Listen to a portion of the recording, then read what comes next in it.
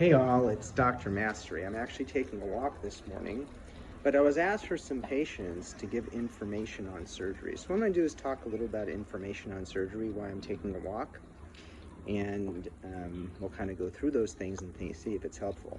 So the first question I'm often asked about surgery is how long is the procedure? So on most oculoplastic procedures, they run 1 to 3 hours. A 1-hour procedure would be something like doing someone's lower lids, maybe an hour and 20 minutes if it's lower and upper lids, but when you get into the more reconstructive or revision procedures, these are clearly longer cases. That's my house behind me as I'm just taking a walk over here.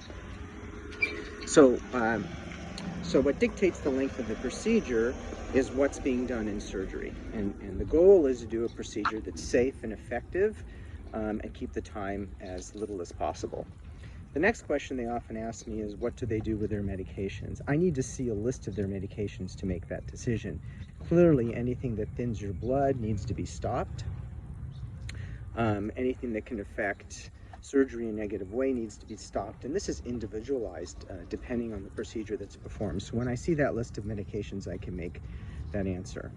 What about the recovery from surgery? Again, this depends on the procedure performed. Everyone will have bruising and swelling. I'd say 85% of people have stitches that have to be removed after surgery. And the removal of the sutures is typically not a painful procedure. We often put numbing cream over the stitches so that it's comfortable for the patient.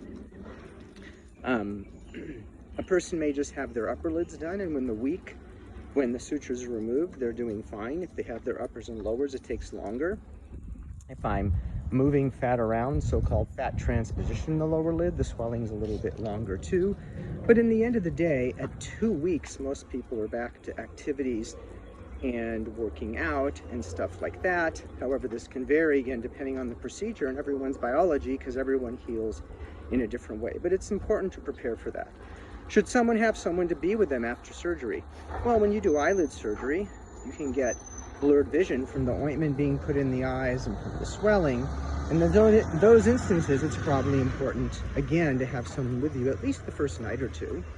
And if you're flying in from out of state, if someone can be with you, that certainly makes a lot of sense.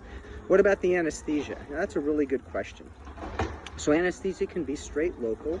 That's an injection of an anesthetic agent that numbs and also has chemicals in it that help stop bleeding, such as epinephrine. I can also add other medications to help stop bleeding and control bruising. If it's done under local, you're generally awake just with numbing shots. For simple procedures, this is possible depending on your preference and whether or not anxiety will sit in. The next kind of anesthesia is called monitored sedation or conscious sedation, where an IV is put in, and the IV could make you feel like you're sleeping, but you're still breathing on your own and control of your faculties. Machines are not controlling you. And that's commonly done with eyelid surgery. When you get into the more complex repairs, general anesthesia may be warranted. That means that the level of medications you're getting to sedate you is deeper. And when it's deeper, we want to make sure that your breathing and your airway is controlled. And that's done with something called a laryngeal masked airway, where a tube goes in the back of your mouth. And something a little more advanced is an endotracheal intubation, when a tube goes into your lungs. I try to avoid this at all costs. With the procedures I perform, it's rarely needed. Now, when you do the surgery, sometimes we take grafts from the roof of the mouth, fat from the abdomen, grafts from other areas. And when you're doing these things, this also sometimes dictates the level of sedation and type of anesthesia that you need.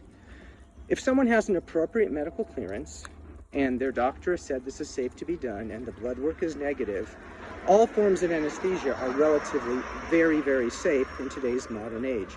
The key is in the preoperative evaluation with the help of your internist or clearing physician that we figure this out, because all that matters is patient safety. Those are just some few things. I hope that they help, and we'll talk to you soon.